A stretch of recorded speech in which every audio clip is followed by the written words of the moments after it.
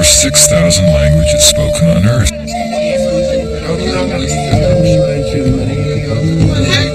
Now, a language is not just a body of grammar or a set of words. A language is a reflection of culture. It's a flash of the human spirit.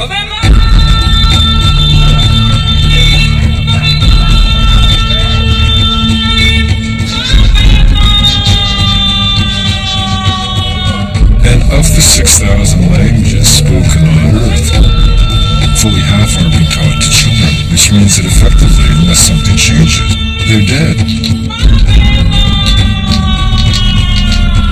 What this means is that within a single generation, we may be losing fully half of humanity's intellectual, social, and spiritual legacy. This does not have to happen. These cultures are not failed attempts at being modern.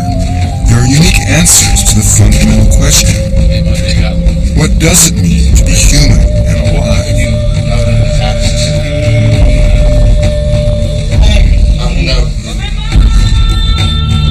I've studied Buddhism as an anthropologist, but this is a personal journey.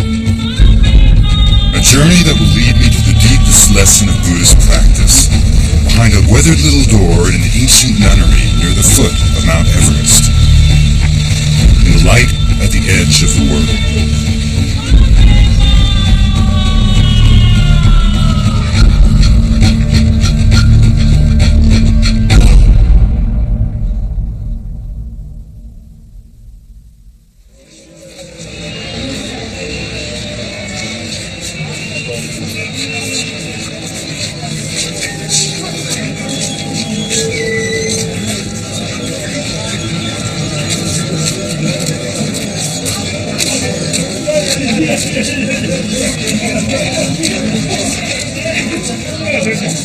How do you take a spiritual journey in Buddhism? Where do you begin? Who do you follow? The Buddha was a teacher who started this practice 2,500 years ago. In Sanskrit, Buddha means the awakened one. His teachings are known as the Dharma. They are a spiritual path, a roadmap to enlightenment.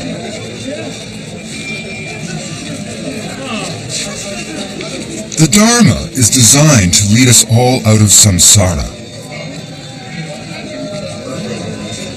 Samsara is simply an objective observation that in this world that we live in, and who can deny it, we end up slaughtering children, raping mothers, dying of foul diseases, having accidents just on the eve of our weddings. I mean, whatever all this stuff is, the Buddha would say it's the realm of samsara, and the cause of it is suffering, but the great possibility revealed by the Buddha is that it can be transcended, that if ignorance is the foundation of suffering, ignorance can be relieved. But pursuing the Dharma doesn't just promise an end to suffering, it aims to eliminate the very causes of suffering through spiritual practice. A science of the mind that charts a roadmap to goodness, humility, and compassion.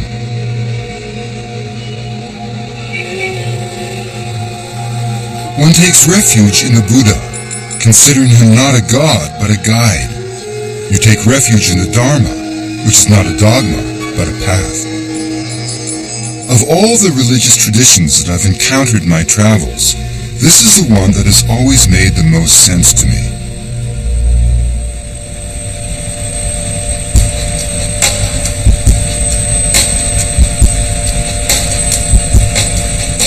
My path begins in an old Mi-17 helicopter, a shuddering Russian war relic.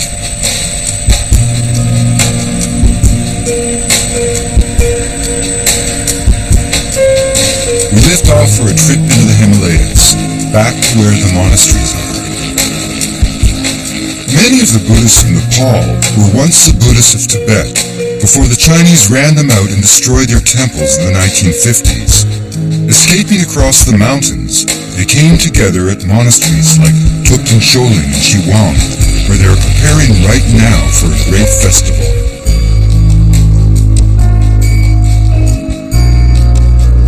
As As much as this is a trek into some of the most stunning country in the world, it is also for me an adventure into the mind. It's about seeing what's in there, discarding what's unnecessary, and focusing on what truly brings happiness.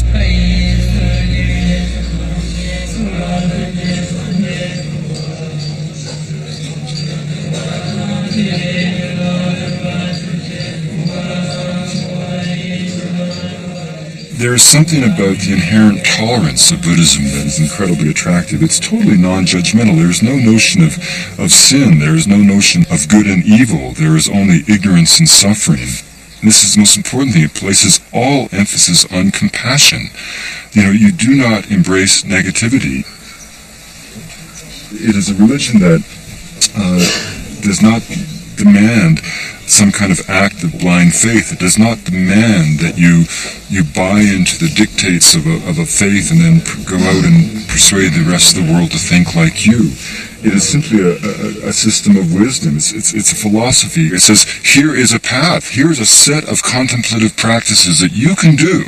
And that if you follow this, we have 2,500 years of empirical evidence, scientific evidence, by the very definition of what science is, that says if you follow this, you will achieve this transformation of the human heart.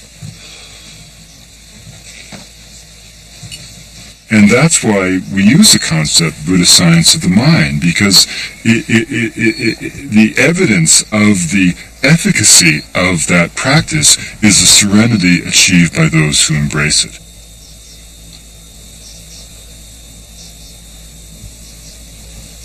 I can explain Buddhism in words, that's easy for me, but I'm still seeking meaning. The path to enlightenment requires basic tools, and the first one is meditation. Real meditation is said to calm the mind. The common metaphor is that the mind is like a windy lake. The waves make it impossible to see the bottom. But by stilling the waves, the water, the vision, becomes clear. Okay. So, for men's first left, okay? Yeah, that's better. The first guide on my journey is a Tibetan doctor, Sherab Barma. Sherab's medical training took 7 arduous years. 1 year was devoted purely to meditation. Even today, he leaves his practice for a month each year to return to a cave and meditate. You relax. I need meditation. When Sherab does the pulse diagnosis, this is, again, not a trivial, arcane exhibition. It's not sleight of hand. It's been, even by Western scientific terms, it's been recognized that the Tibetan pulse diagnosis can be extraordinarily precise. And the fascinating thing for me is that in bringing his intellectual, in a sense, medical attention to that challenge, at that moment of diagnosis, he's also bringing his entire meditative, attentive mind to that moment. Okay, please can I see your tongue? Within the Tibetan realm of medicine, Please, you can look my finger. there is no easy separation between the state of the mind, the state of the spirit, and the state of the body. They're all intricately entwined.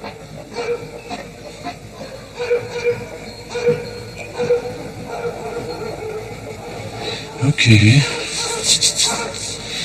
So you're in a good health, but I see into your eye, in your pulse readings, it's little bit your mental problem. It means I think your makeup planning lots of or your mind work or something like that. I feel because of your heart's message, and little bit you're tired or you're not sleep well or some worried or kind of that. So really what you're saying is that my mind is so needs to be calmed or needs to... What are you saying? So you need little bit rest, and if you can, this meditation is important. Sherab sees that my mind is swirling and my thoughts are ragged. I need to find the stillness. This is a search for meaning, not for the next life, whatever that may be, but for this life, now. The sanctuary of Thukten Choling. Since the Buddhists fled Tibet, this monastery has become one of the main centers of the Tibetan spiritual world. The 800 monks and nuns who live here are preparing for the Mani Rimdu, a celebration of compassion that represents freedom from samsara for all the sentient beings of the world.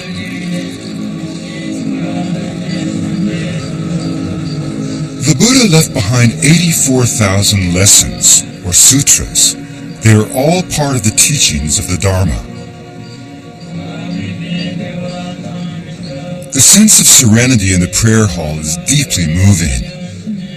The music, the rituals, the recitation of mantras, the monks and the nuns chant their prayers so consistently that it's almost as if they become the prayers themselves. You know, this is not all about the twiddling of thumbs. This is 2,500 years of scholastic vision, of intensity by millions of people to try to understand the nature of existence and to encode that in a set of scriptures that become like roadmaps to the path of liberation and wisdom.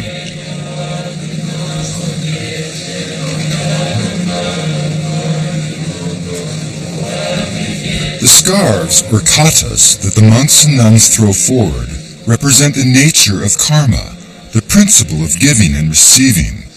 They are both offerings and appeals to Trulsig Rinpoche, the abbot of Thukten Choling, a teacher of His Holiness the Dalai Lama, and one of the most revered enlightened beings in the Buddhist world. Rinpoche means the Blessed One, not the human being, but the man who has become one with the teachings. He is both teacher and teachings. He is the embodiment of the Buddha path, not because of his own sense of ego, but because he has transcended ego and become one with the essence of the Buddhist practice.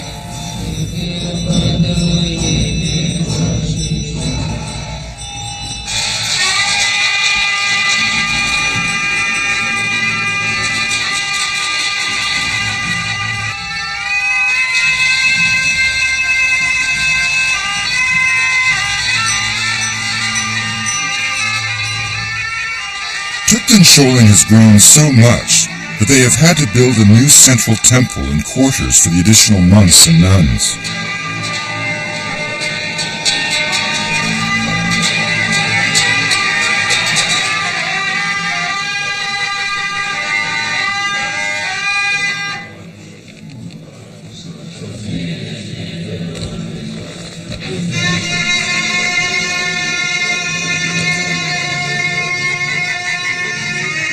We have an audience with Rinpoche, and it's a little daunting. I've spent my life obtaining knowledge through university and field studies, but the Rinpoche has spent his lifetime achieving wisdom and enlightenment through contemplative practice.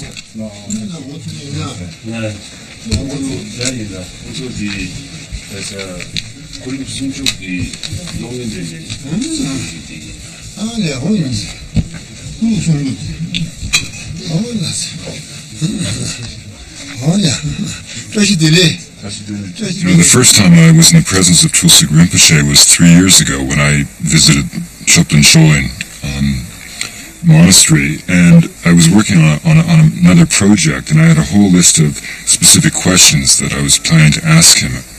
And I came into this room with all these questions. I forgot all the questions, and I started to cry. And tears came down the corners of my eyes. And, you know, coming from the background that I come from, you know, men don't cry, and they certainly don't cry easily. And these weren't sobs of the kind of tears you get when you're saddened by the death of a father. These were kind of tears of just spontaneous delight that were just pouring forth from my eyes. And all the questions that I had planned to ask him were simply evaporated. And I just felt this kind of charismatic presence. Now we come back to make a story of the essence of Buddhism, to try to bring that story to the West and the science of the mind that is the Buddhist tradition. Tini kangi shu matupjini, tini mi 님이 텐지. 디고 카송스. 안데디 아니 디고 디니 고송네 디니들라 강한 수비 낭보기 골라 다 셈기 취기 돌라 디니 공디 롭종제 디통는 딘단다 롱인서에 조진진디. 이 저거 내가 지난 표시지. 저거 지난 진지리 있어. So before you forward your question, so if you like, you can bring now. Well, our question now is Asking Trosik Rinpoche about Buddhism is a little like asking St. Peter about the Bible. There are few minds as bright and clear on the planet. But I'll have time for my questions. Rinpoche will be coming with us to the Mani Rindu festival at Chiwang, a monastery not far from here by helicopter. So we make ready to leave.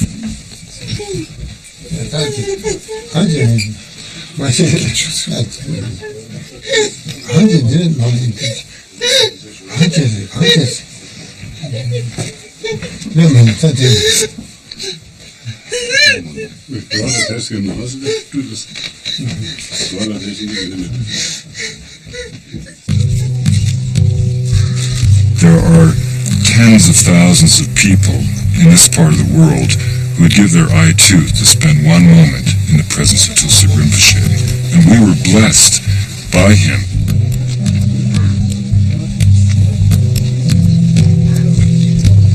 He is the embodiment, he is the 33rd reincarnation of the most foremost disciple of the Buddha. He represents all of that Buddhist lineage. And the point of Buddhism is not simply to, clear the mind, still the lake, and all those wonderful metaphors. It's to embrace compassion. It's to be compassionate.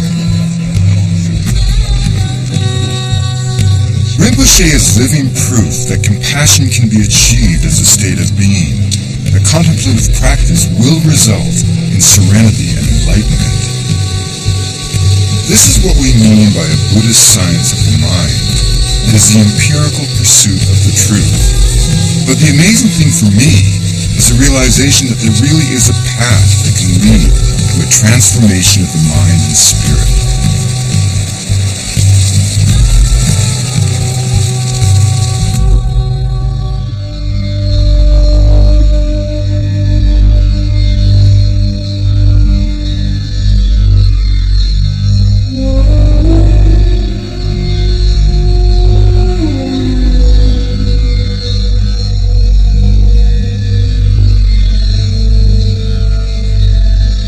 When we speak of a Buddhist science of the mind, we are talking about a philosophy developed by an Indian prince named Siddhartha, who achieved enlightenment under a Bodhi tree. Siddhartha became the Buddha. Monasteries like Thupten Choling, the one we just left, and this one, Shiwang, are repositories of Tibetan Buddhist thought. The trouble these days is that Shiwang in particular is vulnerable. There has been a Maoist uprising in Nepal for the last decade, and almost all of the Shiwang monks have fled harassment for the safety of Thupten Choling. Now only 8 stay here full-time. But this is a time of year when Shiwang comes to life again. Tibetan pilgrims, Sherpas and dignitaries all come here for the Mani Rindu.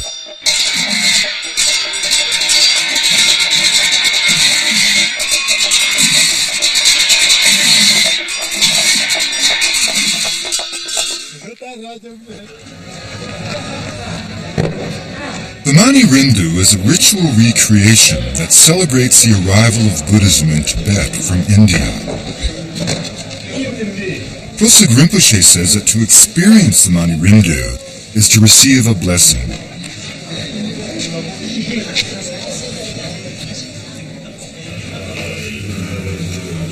The prayers before the pageantry of the festival connect to the very essence of Buddhism. The fundamental idea is that everyone has the potential for inner transformation.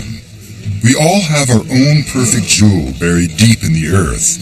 All we need are the tools to find it. The Dharma is designed to remove everything that obscures our true Buddha nature.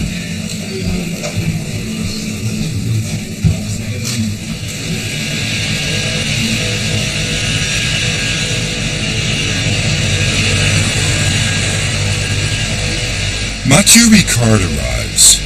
I'm going to be looking to him as my third spiritual guide on this journey.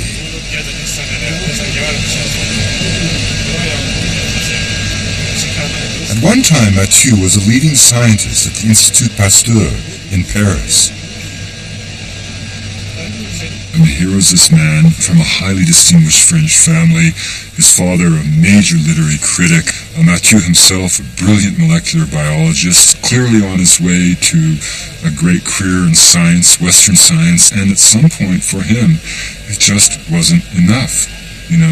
Something was still missing. You could reduce all of material existence down to a single gene, a single atom, and you still had to ask the question, why? It sounds like becoming more and more difficult to understand. It's very sweet.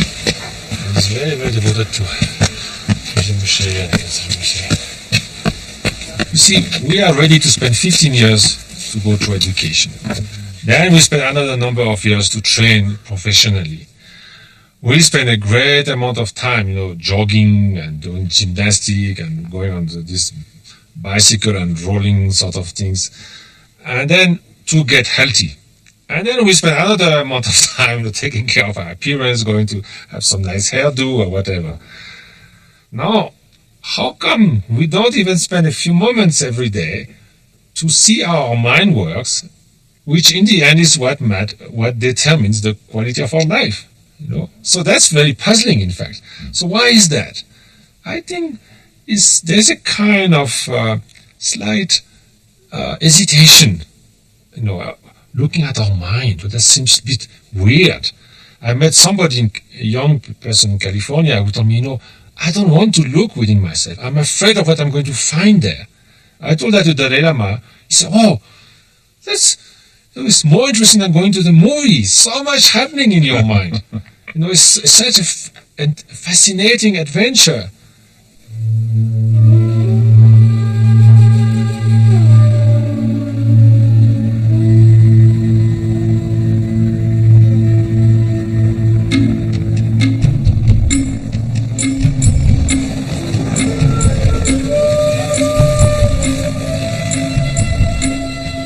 As the monks prepare for the Manu Rindu down below, we take a side trip with Tulsuk Rinpoche to a mountaintop above Chiwang. It's a place of deep spiritual meaning that he hasn't laid eyes on in nearly 40 years.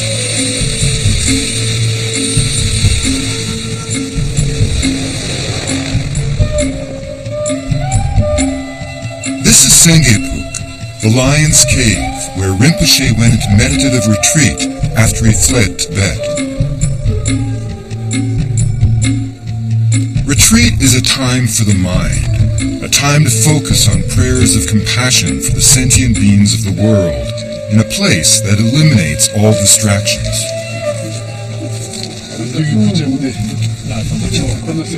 How does he feel coming back right now? It's the same as before. It's just the same.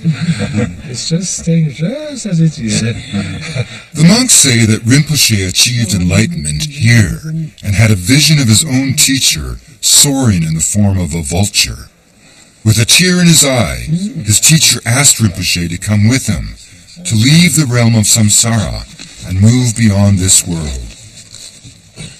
And Tulsuk Rinpoche in this lifetime looked up at that possibility and said, no, I cannot go. I still must remain in the realm of samsara to help the suffering of sentient beings. That is a true Buddhist hero. Not a warrior or a king, but the Bodhisattva, a person of pure heart and compassion who embodies the teachings of the Dharma.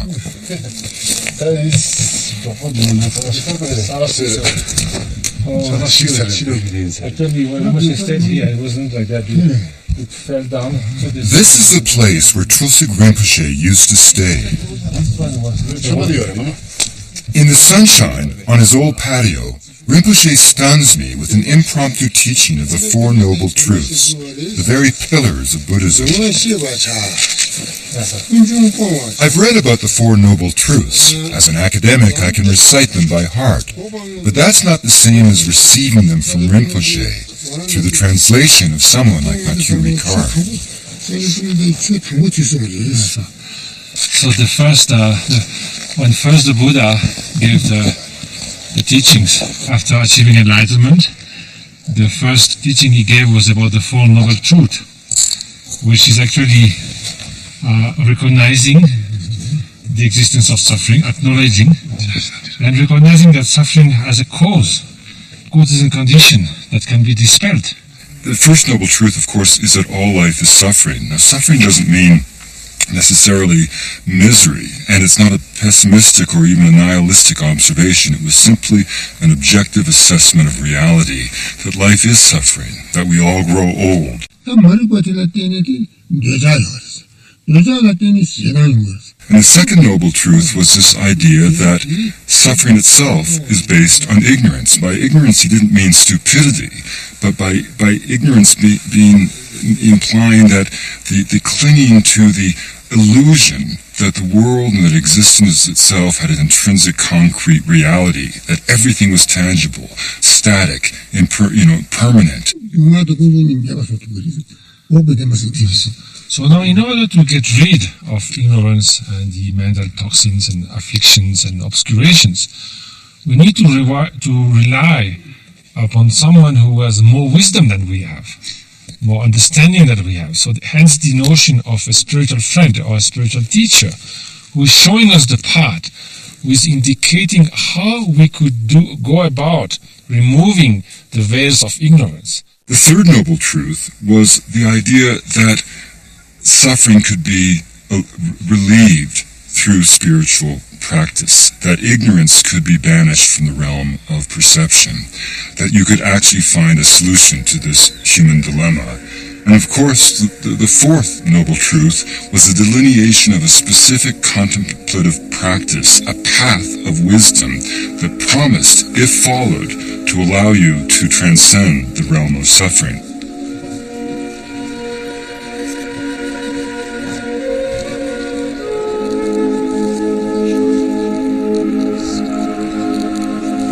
All of that reading, all of those scholarly works on Buddhism, none of it prepared me for the overwhelming resonance of a simple lesson from a blessed teacher.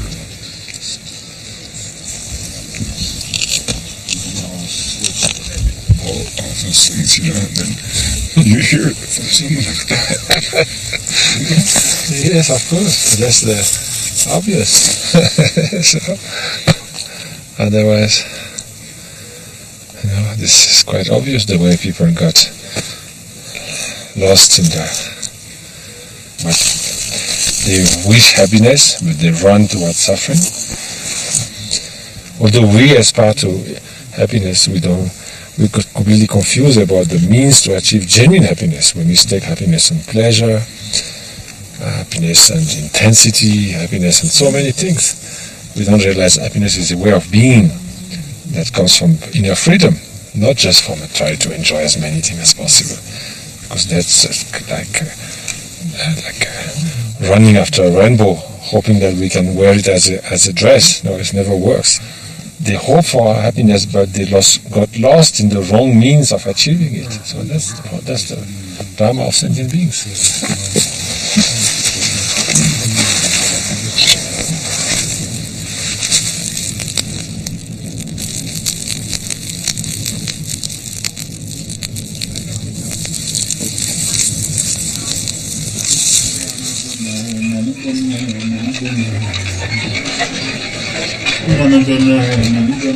Back at Shiwan Monastery, the courtyard is transformed into a theater in the round for the performance of the Mani Rindu. It tells the story of Buddhism being brought to Tibet, but it is also a celebration of the totality of the human experience.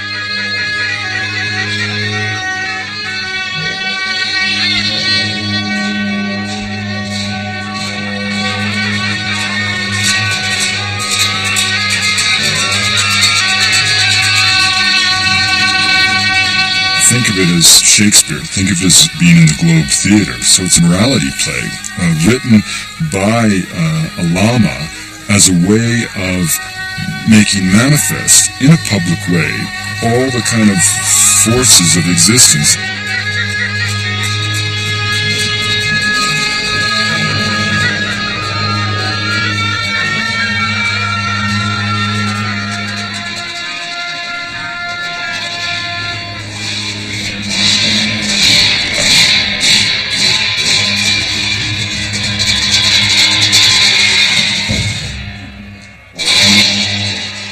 those masks which represent particular beings, particular deities,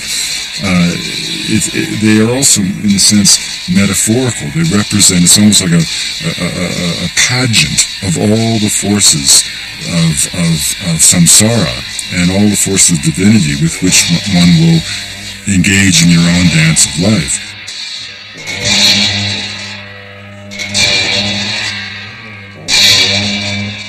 Symbols of good clash with demons, the positive with the negative. Every dance is a Buddhist teaching.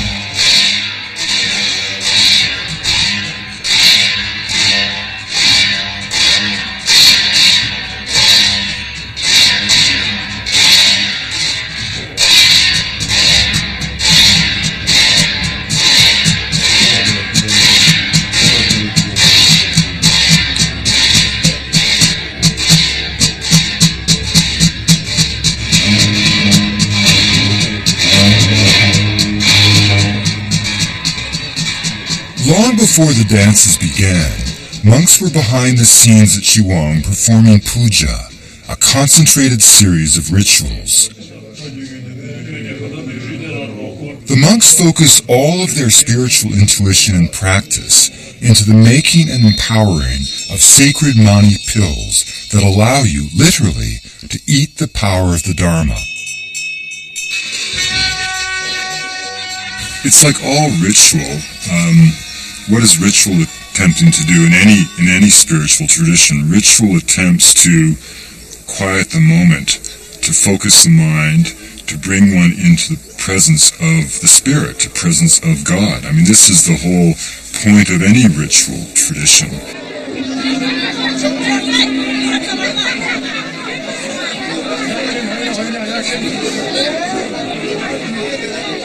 A gentle mob jostles to get near Tulsig Rinpoche to receive his blessing and be given the mani pills of compassion.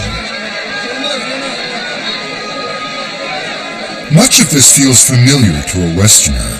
A blessing from a priest, the offering of the host, absolution from sin. But here there is no sin. There is only the repeated reminder that ignorance, which stands in the way of wisdom and happiness, can be overcome by the clear path of the Dharma.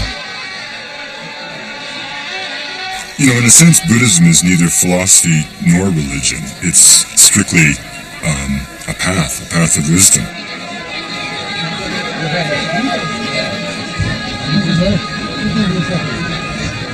And in fact, serenity itself, the serenity that you see in an enlightened being like a Tulsig Rinpoche, is the empirical evidence of the success of the science of the mind that is Buddhism. But what do I do next? The pageantry of the Mani Rimdu must give way to the spacious silence of the Himalayas. Cherub and Mathieu are going into the mountains with me as we bid Tulsig Rinpoche farewell. Our journey will follow high mountain paths through Solokhumbu to the flank of Everest and the home of a simple nun who will show us Buddhism stripped to its essence.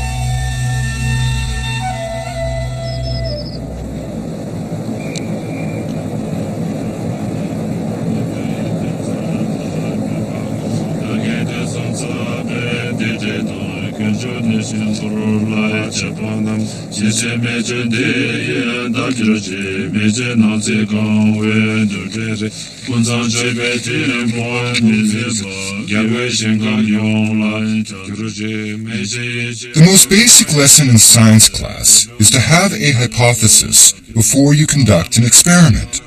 Then you record your observations and draw your conclusions. With their science of the mind, the early Buddhists observed that through contemplative practice, they achieved happiness and wisdom. They drew the conclusion that the Dharma worked. 2,500 years later, Western scientists wired up the heads of Buddhist monks, including Mathieu Ricard, to see what happened inside the brain of an experienced meditator. Amazingly enough, the very structure of the brain changed. Western science revealed that the Dharma could literally transform the human being. For the monks, the experiments were fun. but not really necessary. They already knew what meditation did. They already had empirical evidence of lives changed by the Dharma, their own. So, when we speak of meditation, in the West, people have this quite exotic idea of sitting under a mango tree and sort of, blissing out and having a good time for the rest of the day, like a relaxation thing. Or they often say, when you meditate, you have to blank out all your mind from all thoughts, isn't it? So there is a real misunderstanding about what meditation means. For most of us, when we think of meditation, and many of us have tried it, everybody from doctors to our churchmen tell us we should check it out. We shut our eyes, we try to stay still, and our minds are just exploding with stuff. Well, the idea is, usually when we think of calming down the mind and we become aware of what's going on in the mind, we say, wow, there's so many thoughts. There's more than ever. Actually, it's not that there's more than ever. You start to become aware of what's going on in your mind from morning till evening, this whirlpool of thoughts. Because your mind is like a spoiled brat. It's constantly moving here and there, thinking of ruminating the past, imagining the future, never in the present moment. So try to focus your mind. And we say it's like the butterfly. The butterfly stays on the flower. Then it sort of goes away for no reason, then comes back. So it's okay you will be distracted, but you should bring back your mind. And so meditation will help you to become the master of your mind. And master of the mind is not the absence of freedom. Sometimes people think that, I'm going to control my mind. I'm sort of reducing my freedom.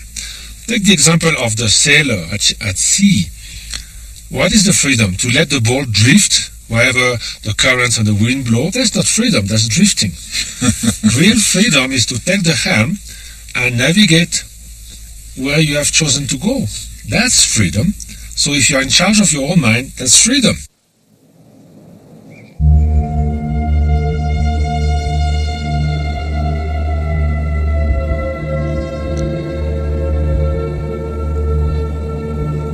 The 11th century Tibetan yogi, Milarepa, said, "Take refuge in the solitude of the barren mountains, the snows or forests. In the wilderness cave you have an open market where you can barter samsara for nirvana." How old is she? I think she's in her 80s because she was 84. Not the one from yesterday? No, I mean... To pursue the Dharma, the aspiring Buddhist needs to take refuge, go into retreat, and meditate.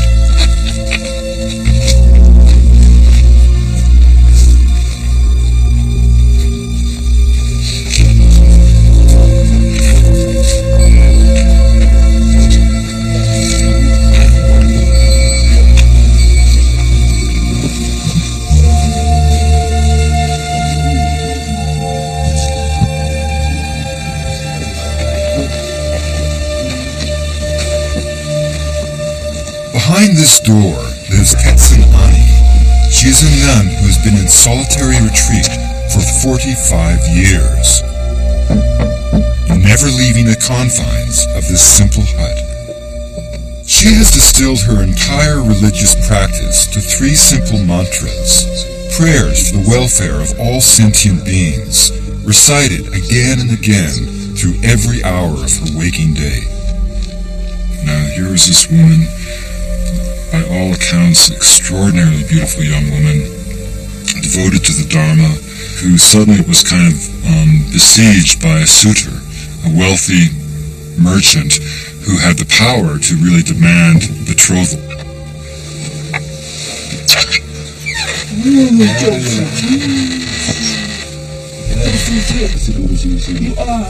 She escaped the suitor by climbing down through the hole of a cliffside latrine, then fleeing to a monastery. And she was a legend in the region. Every Sherpa who marched toward Everest would go toward her retreat and pay homage to her. But no one had ever seen her. She had never been photographed. She had never certainly been interviewed or talked to. She has not been totally without human contact. She receives food twice a day, and Sherab treats her medically. And I will never forget in my life that moment when that wooden door creaked open. And what did we find? We found, in fact, an incredibly ebullient, talkative, friendly, kind.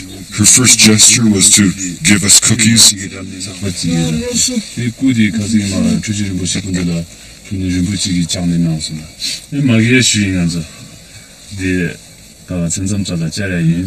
what did she do? She went right into the Dharma. And she sort of said to Mathieu, essentially, it's great all that monastic stuff you guys do, and, I respect it, and it's quite wonderful, but, it really just comes down to a single mantra.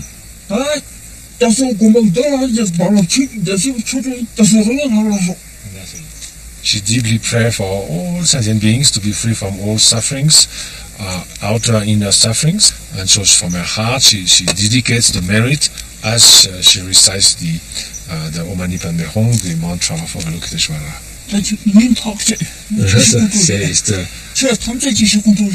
So it's like the one Dharma that condenses all.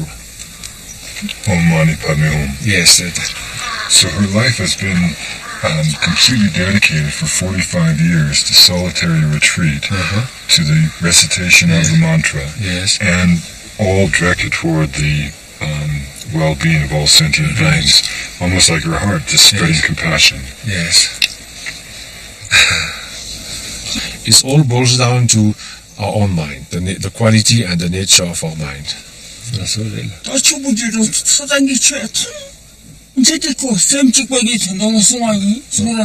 So whatever the Buddha has taught, all the many aspects of his teaching, they were all meant to understand the nature of mind. So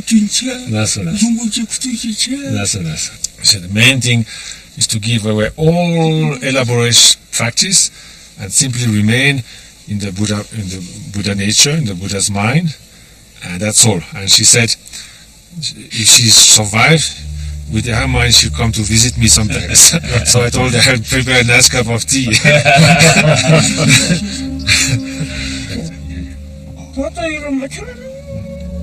Finding serenity through the Dharma is the experimental proof that validates the Buddhist science of the mind, just as a falling apple proves to us the existence of gravity.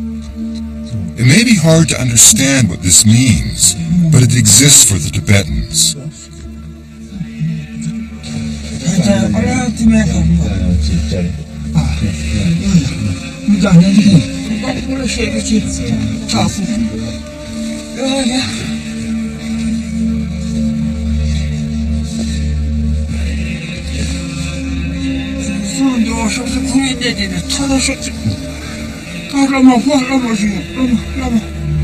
Many Tibetans do not believe that we went to the moon, but we did. We may not believe that they achieve enlightenment in this lifetime, but they do.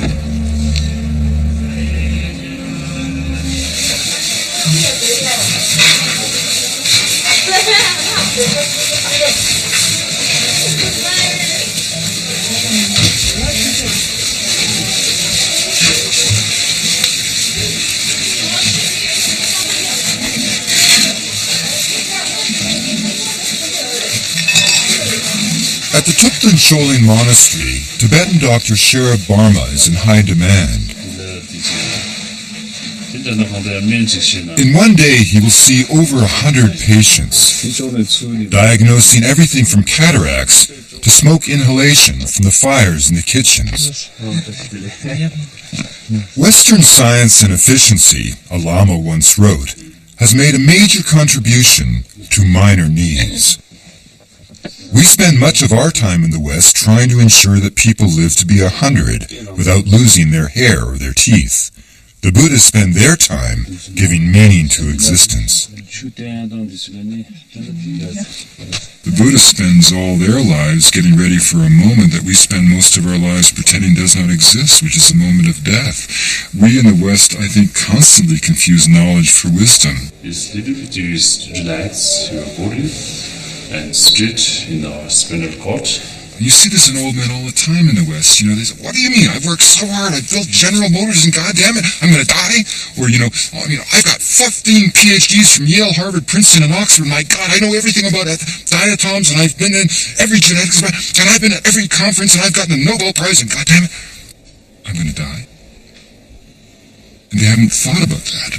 And the essence of Buddhism is the notion that all life is fleeting. Every moment of time is precious, and you have a choice. When I finally sit down to meditate beside Cherub and shut my eyes, I'm overwhelmed by the non-stop mental traffic in my head. It happens to all of us, and most of the time we don't even notice that it's there. But when you meditate, even for a moment, you realize how far you have to go before achieving even the possibility of being able to calm the mind.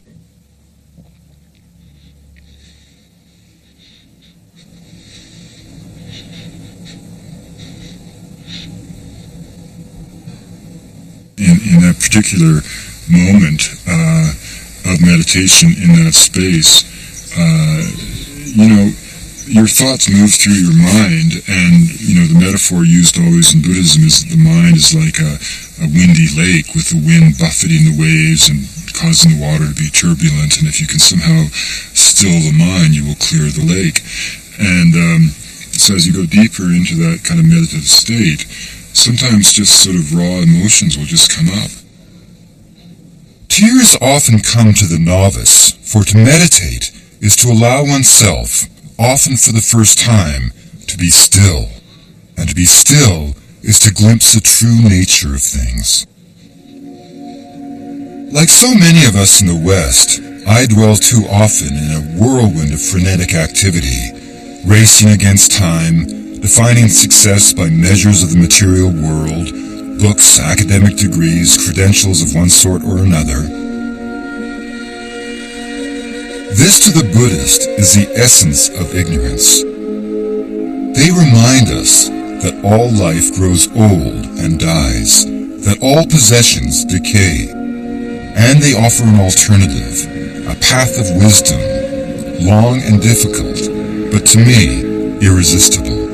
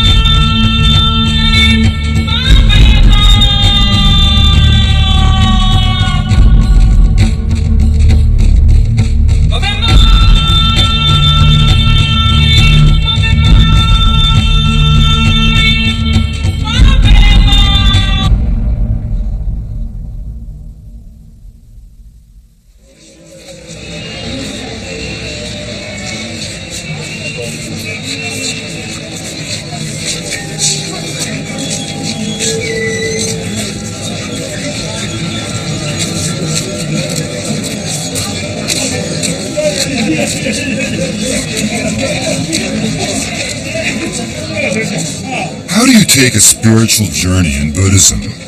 Where do you begin? Who do you follow? The Buddha was a teacher who started this practice 2,500 years ago. In Sanskrit, Buddha means the awakened one. His teachings are known as the Dharma. They are a spiritual path, a roadmap to enlightenment.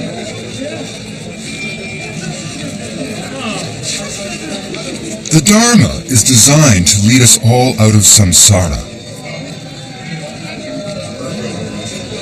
samsara is simply an objective observation that in this world that we live in, and who can deny it, we end up slaughtering children, raping mothers, dying of foul diseases, having accidents just on the eve of our weddings. I mean, whatever all this stuff is, the Buddha would say it's the realm of samsara, and the cause of it is suffering, but the great possibility revealed by the Buddha is that it can be transcended, that if ignorance is the foundation of suffering, ignorance can be relieved.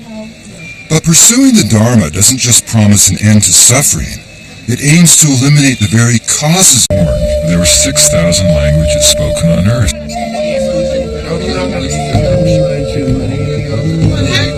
Now, a language is not just a body of grammar, a set of words. A language is a reflection of culture. It's a flash of the human spirit.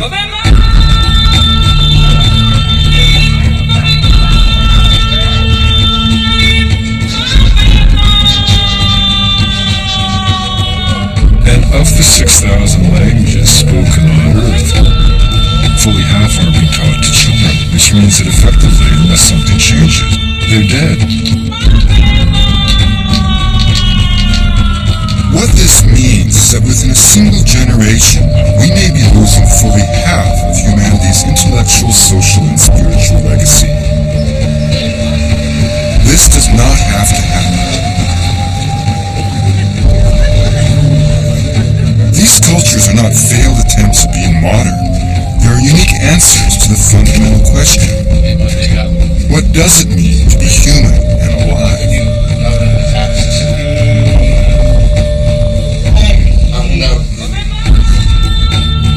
I've studied Buddhism as an anthropologist, but this is a personal journey. A journey that will lead me to the deepest lesson of Buddhist practice, behind a weathered little door in an ancient nunnery near the foot of Mount Everest. In light at the edge of the world.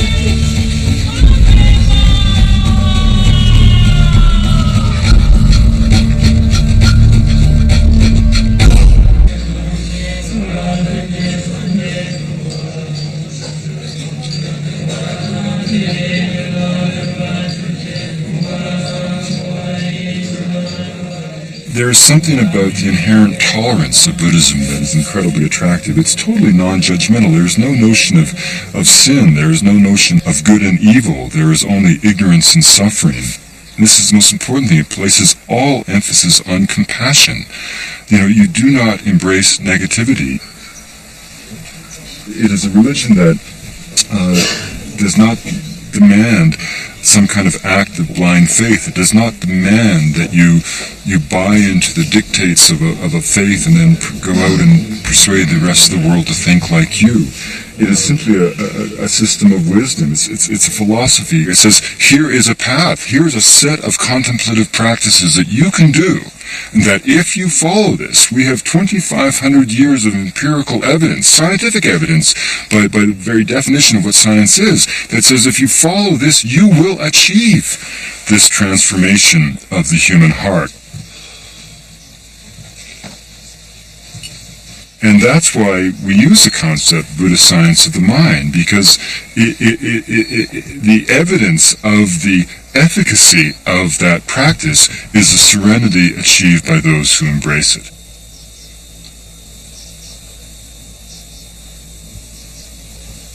I can explain Buddhism in words, that's easy for me, but I'm still seeking meaning.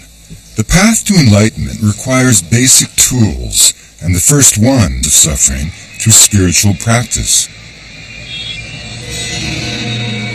A science of the mind that charts a roadmap to goodness, humility, and compassion.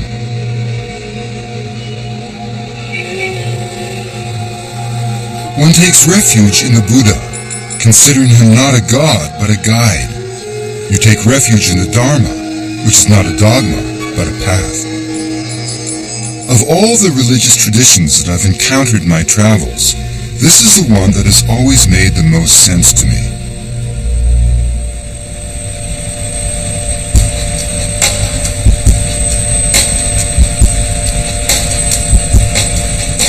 My path begins in an old Mi-17 helicopter a shuddering Russian war relic.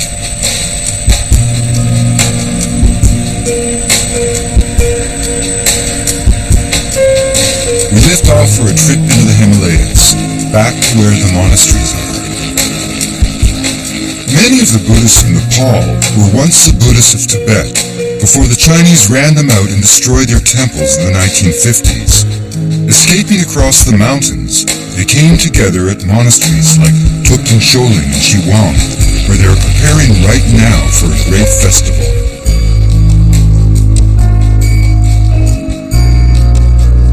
As much as this is a trek into some of the most stunning country in the world, it is also for me an adventure into the mind.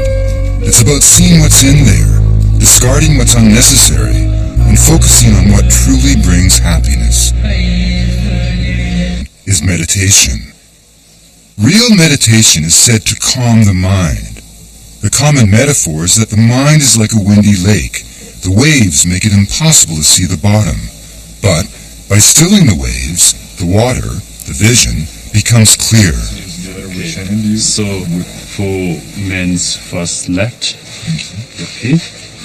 Yeah, that's better. The first guide on my journey is a Tibetan doctor, Sherab Barma. Sherab's medical training took 7 arduous years. 1 year was devoted purely to meditation. Even today, he leaves his practice for a month each year to return to a cave and meditate. You relax. I need meditation. When Sherab does the pulse diagnosis, this is, again, not a trivial, arcane exhibition. It's not sleight of hand. It's been, even by Western scientific terms, it's been recognized that the Tibetan pulse diagnosis can be extraordinarily precise. And the fascinating thing for me is that in bringing his intellectual, in a sense, medical attention to that challenge, at that moment of diagnosis, he's also bringing his entire meditative, attentive mind to that moment. Okay, please can I see your tongue? Within the Tibetan realm of medicine, Please, you can look at my finger. there is no easy separation between the state of the mind, the state of the spirit, and the state of the body. They're all intricately entwined.